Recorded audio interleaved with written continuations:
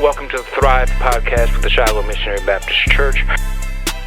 How does your faith kind of play into it, or does it play into it? What can be done about it?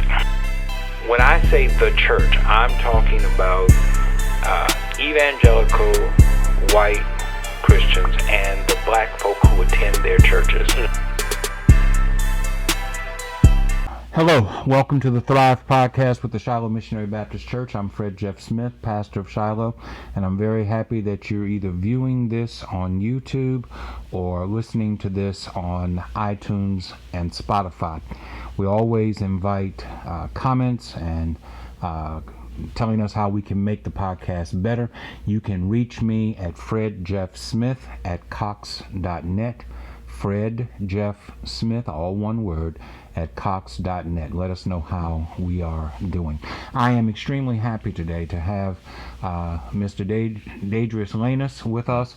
Mr. Lanus is a District 2 representative of the East Baton Rouge Parish School Board. Yes, he sir. is a native of Baton Rouge. He is a graduate of Glen Oaks High School. He is twice a graduate of Southern University with a bachelor's degree and a master's degree, and he's a graduate of Southern University's Law Center with a Juris Doctor. Mr. Lanus, thank you for taking the time to share with us today. Well, first of all, thank you, Pastor, and thank the entire Shiloh family for having me on here. You know, I know we're going through some turbulent times, but this is the reason why we need our elected leaders to step up and also give the community the information that they so desperately need. Help us understand. I told you just before we started recording that I was in a meeting earlier today with some ministerial colleagues of mine. We're all distressed, to be totally honest with you, around the return to school and what are we doing? What's the timeline? Give us. As this is being recorded, it is Friday, July 24th, so by the time this hits the airwaves on Monday, some things might have changed. But sir. as we're sitting here right now, what's the current status of school reopening in East Baton Rouge? So, the current status of schools reopening in East Baton Rouge Parish is that we're going to be 100% virtual. Okay. Initially, prior to a few conversations that I had with the superintendent, as well as prior to the protests of teachers that took place, if I'm not mistaken, on Wednesday, schools are supposed to be hybrid, and what that means, it was a two-angle approach. And what was going to happen was we were going to allow students to be inside of our school buildings for 2 days a week and at home 3 days a week, or parents had the option of just doing 100% virtual. Now, the problem with that was going to be, there were several different issues. One, we didn't take into account how bus drivers, cafeteria workers, janitors, how those people that serve in those professions and those roles felt. Also, we didn't take into account how teachers felt. And I think there was still some underlying issues in terms of parents. Like, I had one parent that reached out to me, and that parent said, well, I have 2 different kids inside of my household, and they have 2 different last names.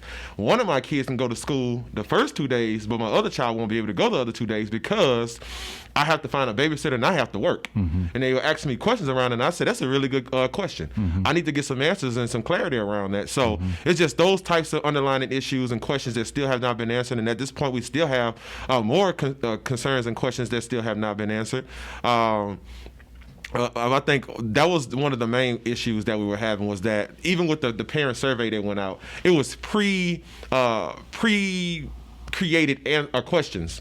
So it wasn't like really direct feedback that you were getting from parents and from educators. Okay. The questions are already created, so it just made it harder and it made it more frustrating for them also. Because when you think about it, you know, when you're asking people to put their lives on the line, you have to make sure that you have extensive or extended layers of protection for them. Because if you're not, then of course they're going to feel concerned, of course they're going to feel weary, and of course they're going to be frustrated. So the sentiments were very much well felt. As we're dealing with this, if I ask you, since we're talking about school system, if I asked you to give a letter grade to how prepared East Baton Rouge Parish school system is for virtual learning, you said we're going to be 100% virtual to start with. If I asked you to give us a letter grade as to how prepared we are for that, what letter grade would you give it at this point? If I had to give a letter grade right now of how well prepared I think East Baton Rouge Parish schools are right now, I would have to say it is a C.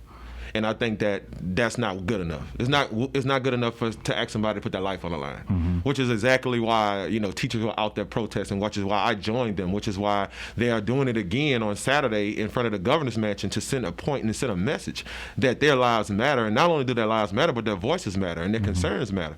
And when you don't adhere to the voices of the people, especially the people who elect you, they have a way of reminding you, and they will remind you.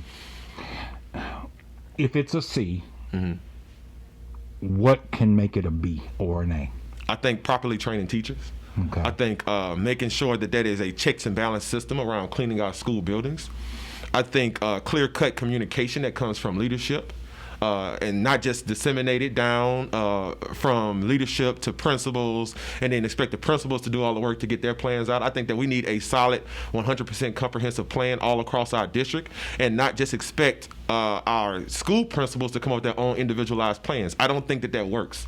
I think that we can come up with a plan that is safe for our schools, but it has to be in unison with everybody at the table, not just parents, not just educators, not just principals, but also students, because these are the people who we are trying to reach. These are the people who are asking to come back inside of our school buildings and listen to us and learn from us while they're still going through this COVID-19 pandemic. They're afraid too, but nobody's talking to them to ask them how they feel. What's their concerns? How do they feel about coming back to school? How do they interacting with their friends right now? How can they help to keep the curve down? I think that conversation also has to include our young people. Okay. There has been a shift in administration between the former superintendent Drake and the new superintendent. I believe her name is Ms. Brown. Tell me about that and how it has played a role in the preparation or lack thereof for the school system moving forward into 2020. So I think that's a really good question. I think that was one of the issues that I had was the new superintendent hadn't actually taken her role on yet. And we were talking about reopening schools originally on June 6th. That was an issue for me, especially when you think about how much time we had to prepare for an actual comprehensive plan across our district. COVID-19 happened, or it happened back in November of 2019, but we shut schools down back in March. I want to say it was March 19th, 2020. And since that time, there hasn't been any traction or really any full communication about how we were going to prepare ourselves proactively, meaning on the front end rather on the back end, of how we're going to put our people back inside of our buildings and how we're going to reopen our schools. And I think because people didn't get those communications, it came across like it was a knee-jerk reaction, like it was a last-minute thrown-together plan. And people don't communicate and operate that way, not in this city, not when you're asking them, again, to put their lives on the line, and when you're asking them to take on their most precious asset that they can give us, which is their child. I think that their concerns were well felt. I think their concerns were well received. And I think now people are finally understanding and beginning to gather and get that teachers have a voice and they are ready to use them. Not just teachers, but our support staff too. These are the people that keep our system running. And if they don't go to work, our system doesn't run. So we have to adhere to their voices. Does the former superintendent play any role in the transition at this point, or has he fully stepped aside and the new superintendent is taking over? Is there a collaboration, I guess is what I'm asking? I think initially, yeah, there was a collaboration, but I think at this point, all of the control and the reins and authority is now solely on our new superintendent to make those calls. Okay. And how does the school board work with the superintendent? Help me to understand the structure. You have a school board, and the school board selects a superintendent of schools who actually does the day-to-day hands-on work with the schools. Is the school board an oversight group of the superintendent, or are you all partners? Give me a better understanding. Give us a better understanding of what that structure looks like. Okay, so structurally speaking, the superintendent is the CEO of EBR Parish School System. Okay. However, we are her bosses. Okay. We would serve as the board of directors for the EBR Parish School System. Okay. That means that we, even if she brings something before us, we have to approve it. No matter what it is, it could be a contract, it could be the opening of a school, closing of a school.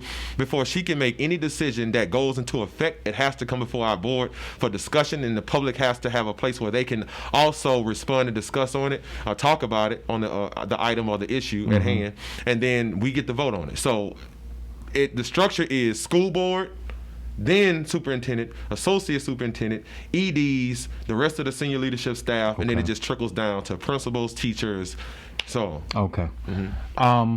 So if that's the case, what's what is the relationship that the school board members have with one another as it relates to this crisis? I don't want to talk about other stuff, because to me all that's peripheral stuff. With regard to this crisis, because to me this is the number one problem: getting kids back into school in a safe environment. What's the collaboration within the board structure towards moving in that direction? Woo! Well, Pastor, we're inside the house of the Lord, so I cannot lie. It is not well at all right now. It's pretty splintered. I think not only down racial lines, but it's also splintered down political lines, and that's the stuff that really, really, not only frustrates me, but it energizes me to really get change that we really need inside of our system, because the types of decisions and things that you hear amongst our board, long before we even talked about a superintendent, when you come to our board meetings and you listen in and you really just pay attention, the conversations are always almost around adult issues. It's almost never really about the children, and that's who we are there to serve. That's why we were elected on these types of boards, to represent them. And those are the people who it almost seems like they're the forgotten abouts. And we have to get back to having those conversations that are centered around our children and our families, because that's our customers. We talk about customer service of East Baton Rouge Parish School System. I think that we have not done a great job in the past, and I think that is something that, when you talk about politics of our board or the splintering of our board, at least some of the Republicans on our board can at least agree to that our customer service has been terrible throughout the last, let's say, 2 decades of getting effective communication out to parents, getting resources where they need to be on an equitable basis, not on an equal basis, but on an equitable basis, meaning you giving money and resources where there is a need, not where there is a want. And there has been too many wants and people adhering to those types of things that has gotten us away from what we need to do. So, but answering your question, yes, we are very splintered right now. Yeah. I appreciate the distinction you make between equality and equity. People always want to talk about equal, right, but they don't want to talk about being equitable. Oh, sir, we don't need equal anymore. Right. We saw what it is to be equal. Right. What we need is opportunity. Right. When you talked about equality, it was about having access and opportunity. Right. Now the argument is, well, you got the access. What's the problem now? Well, we need the opportunity too. Yeah. It's one thing for me to go to law school and I get out and it's a dog-eat-dog world out there. It's another thing for you to show me the ropes so I can be the most competent, I can be the most successful, and I can be the best lawyer I possibly can be. Yeah.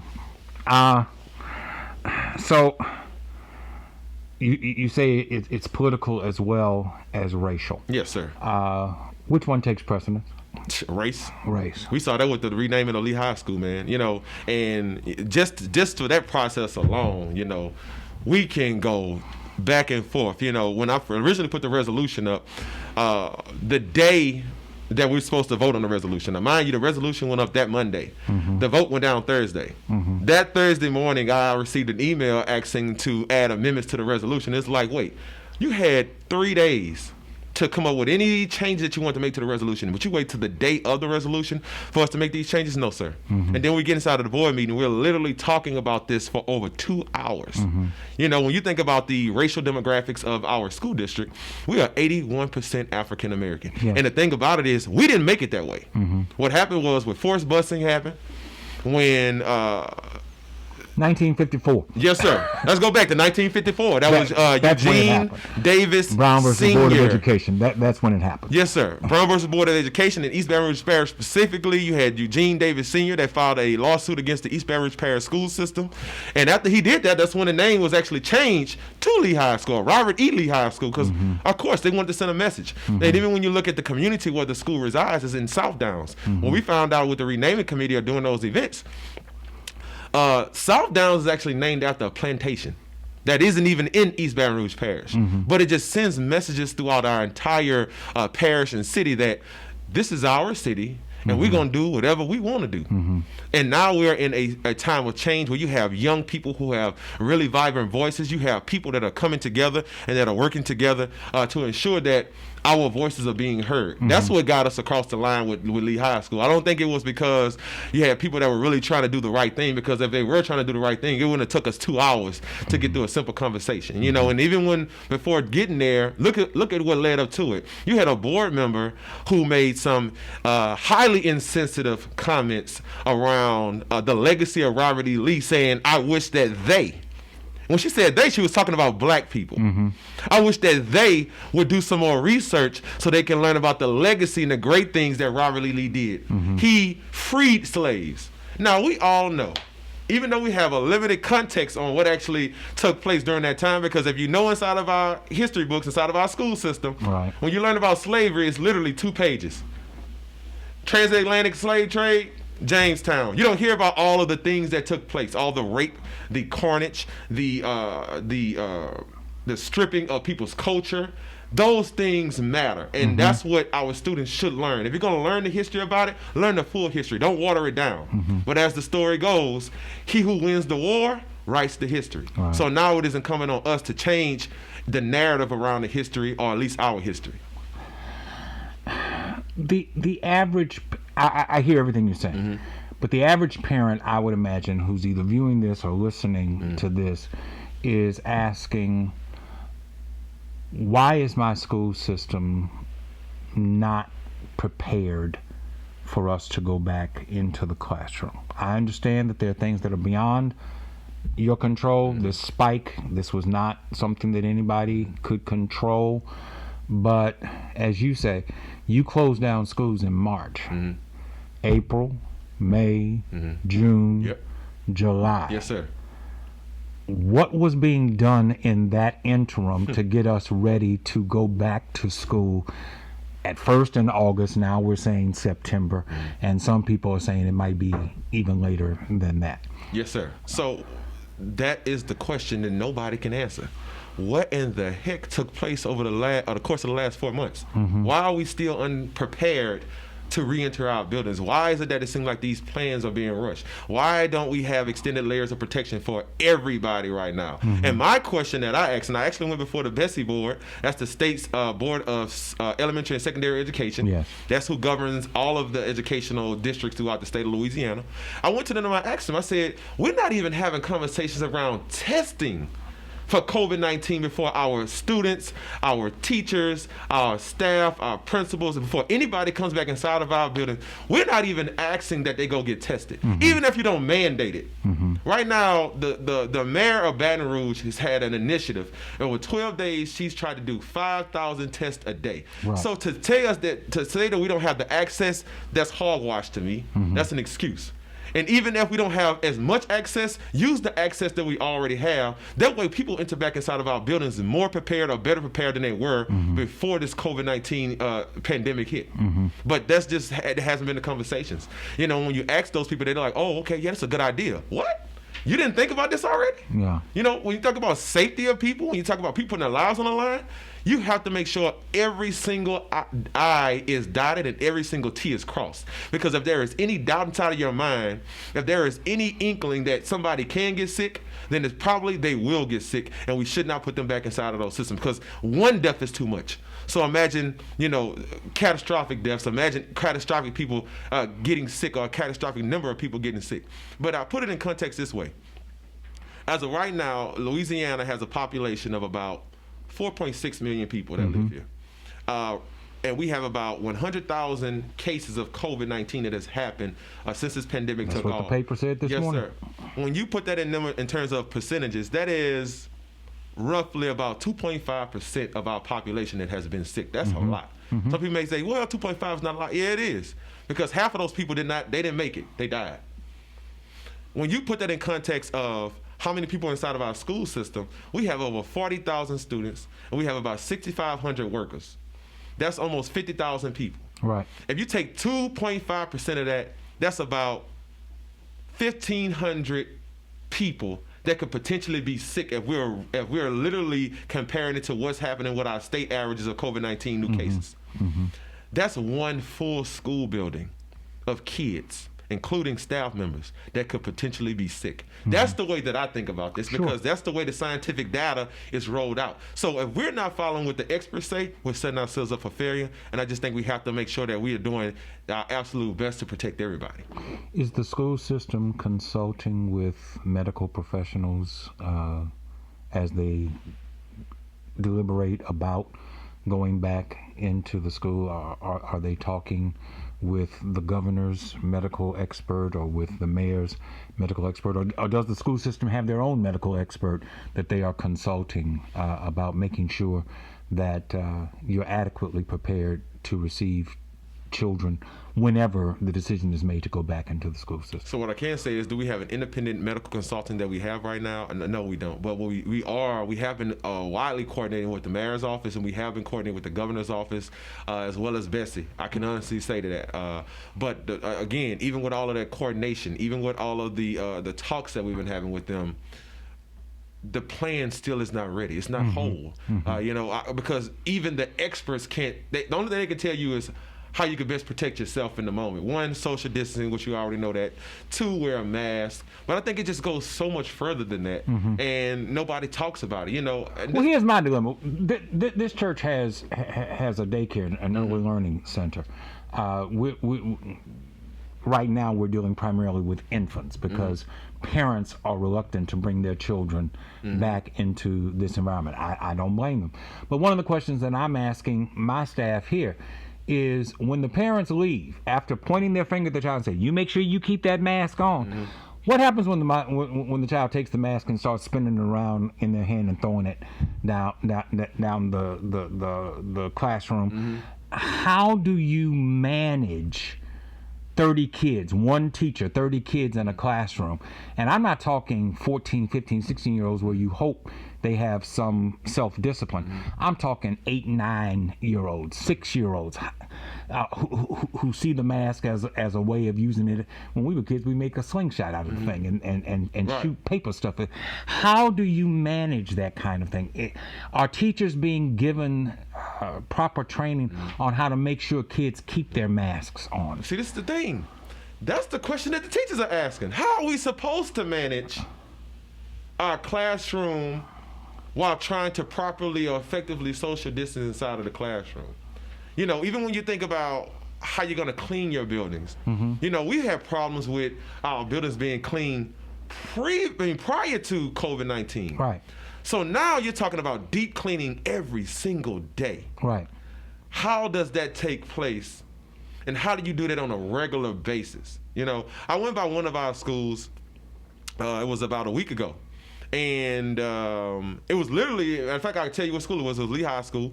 And I get out there, and I was just asking the guys, I thought they were going to start taking the signage down so they could put the new sign up. And he said, no, we're not here for that today. We're here to put in some of the hand sanitizer machines. And I'm just thinking to myself, wait, it's 2 weeks before school open. We still haven't put hand sanitizer machines in. But at some of the board meetings, we said we had all these supplies months ago, but we're just getting around to doing this. So what it caused me to do is go to some other schools. And when I tell you, I talked to other schools, and they told me, we do not have hand sanitizer machines yet. That's a problem. Yes. 2 weeks before. This is supposed to be strategically done. Putting machines in the right area where people or students can get to them and get back to the class, and it still has not been done yet. But we were still talking about opening schools. If safety is the heightened priority in all of this, why is it not being done? Do students in general, do students have, you say everything is going to be virtual when you open. Do students have access to the computers or the tablets necessary in order to participate in a virtual learning environment? Is the school system responsible for providing that? Yes. Where there isn't one? Yes. Are there adequate tablets or laptops for every student? So what I can say is that when the superintendent made her announcement on Tuesday, she said that we have an adequate amount of tablets and the mobile hotspots for our students to take home. However, you still have parents that don't have devices. You have some schools that have not been answering the phone for those parents. How do I know this? Because parents have reached out to me personally, and I literally had to go to central office, to our IT, to get 2 computers because this family just could not get in contact with the school. This family needed as much help as possible, and it was just on my heart that day. And I was like, okay, this can't continue. And these are 2 kids. One was 4th grade, the other one was 6th grade, and one was 4th grade.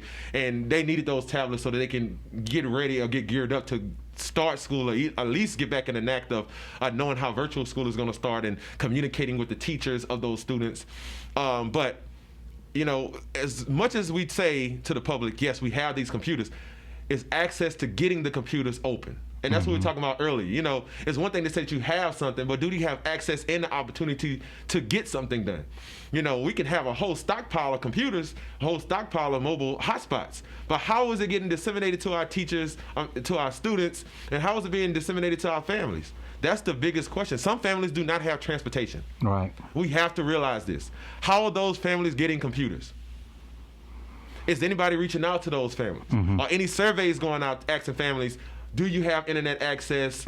How can we better help serve you? We're talking about opening schools, but are those types of questions being asked inside of these surveys? Right. Because those are very important questions if you're talking about going 100% virtual. Right. I pastor a church. How can churches help the East Baton Rouge Parish School System get its message out to our members, to the broader community? Is there a document that has been prepared with bullet points that will help us to share information with parents? Does anything like that exist at this point? So there is a 2020 school reopening blueprint. I think that's still readily changing right now. So when that document is fully complete, that's something that I would love to disseminate to as many churches as possible. Or at least I'd like to see our school system disseminate that information to as many churches as possible so they can get those messages out, not just to their congregation, but to our communities as a whole. I love the fact that you are utilizing your platform by having me on this podcast today. Pastor Eric Williams of Beacon Light. Yes, had me on his Wednesday Bible study service, and we just talked about school reopenings. Right. I think using those types of platforms to get that message out, I think it absolutely helps. I want to say maybe about 2,000 to 3,500 people tuned in and watched that podcast just off of their podcast. I mean, not podcast, but their church virtual page alone. And I just think that they did a really, really big job in helping to get that information out there. And I really feel like in terms of our school system, we have to do a better job of disseminating information in an effective way to get it to our entire community as possible. Even if there are parents that may not hear it, they go to churches. Right. Utilize our churches. Right. Talk to our pastors. Talk to those community leaders. Help them. Push that information to them so they can use it on their platforms. This is affecting our entire community. You know, when you talk about schools, people don't understand how schools affect the entire city. Right. Our students make up the basis or the foundation for our workforce. If schools are not running, or they're not running effectively, we don't have a strong workforce. You know, when you're connected to underperforming schools right now and you look at our labor force, that is a direct correlation to our labor force. But not only a direct correlation to our labor force, it also is a direct correlation to our criminal justice system here in Baton Rouge. When you look at how many students are not graduating versus how many students are going inside a parish prison, it is literally aligned. And I don't know if people understand that. If you look at how many juveniles are going or inside a Ryan's detention center, it is literally aligned to the success rate of our school system, which is why we have to get this right this time. We do not have any time to waste because we are losing our people every single day. Let me ask you this question, and we're close to wrapping up, but is this a prime time? I know that it's a pandemic and we didn't plan this, but is this an opportune time for us to do some rethinking about how education is done on the whole?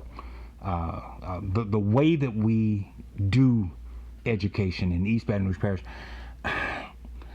we are struggling. You know, Louisiana ranks 50th in the country out of 50. Yes, sir. Dead last. Yes, sir. In education. Yes, sir. Is this an opportune time for bright, thoughtful people to come together and rethink the whole structure of how we do education?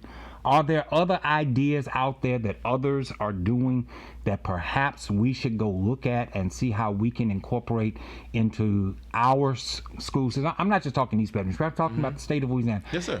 What are your thoughts around that? I would say, heck yes. We are one of the most underdeveloped states. We have one of the most backwards economies. Our primary source of making money has been the petrochemical plants. Yes. Now, don't get me wrong. They have their place, and they do a phenomenal job with the job they do for our state in terms of producing revenue and income. But we have to get outside of just thinking that that is the only source of what we have here in our state and also inside of the capital city. I can tell you this about EBR Parish Schools, and something that I really want to see change. I want to see us be more innovative about the way that we go about reaching our students. As it stands right now, we teach our students to be workers. That does not prepare them for the future. We need to be teaching them how to be innovative thinkers on their own, how to use analytics to create opportunities of wealth for themselves. We are not learning about, when you talk about the wealth gap, before you get to the wealth gap, we got to talk about the poverty gap. Because the students that we have inside of our system, when you look at the rates of where they live and what communities they come from, it is in communities that are severely underserved. So first, let's talk about poverty. After we talk about poverty, then let's talk about generational wealth. After we talk about generational wealth, let's incorporate and infuse entrepreneurship programs inside of our schools that teach our students how to build their own businesses. Don't get me wrong, of course you have to have workers that go out there and do the work, but when you look at where the future of everything is going, it's going to go to automation. It's going to get to a point where you're going to have fewer workers doing those jobs because machines is going to be one, more efficient, and it's going to be cheaper for them to do it. So now we have to prepare ourselves to get our students to start thinking, how do you create your own business? And in creating your own business, how does that somehow infuse what you want to do inside of your community where you live? How does this uproot and help the community where you come from? Think about it. You have a South Baton Rouge community right here.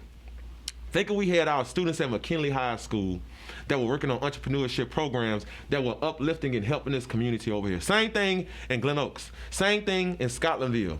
When you look at what's happening at the petrochemical plants, a lot of the work is being subcontracted out. But I want you to look at the people who are the subcontractors. They're not people that look like you and I. We have to talk about equity in terms of contracts around our city. And I don't think it takes a study to do that. And I'm not trying to be political, and I'm not coming at anybody, but I have to speak truth to power on this issue because this is affecting the people who try to keep this city afloat. It is affecting the people who make up the majority of this city. And it has to be addressed, it needs to be addressed, and we can no longer just put it on the sideline because it is hurting us and it is hurting the future of our city. You're talking about entrepreneurship. Yes, sir. And we have lost that in subsequent generations. There was a time when we were entrepreneurs by force because everything was segregated. Yes, sir. But with integration, one of the things that was lost was a sense of entrepreneurship. Dadrius Lanus, thank you for taking the time to come and share with us. Thank you, Pastor. Today, I hope you'll come back and share with us as things progress down the road in the future. Absolutely. And I'm praying for the school system that it finds its way because our kids need a robust and excellent learning environment. Yes, sir. Thank you again. Thank you all for viewing. We'll be back again next time.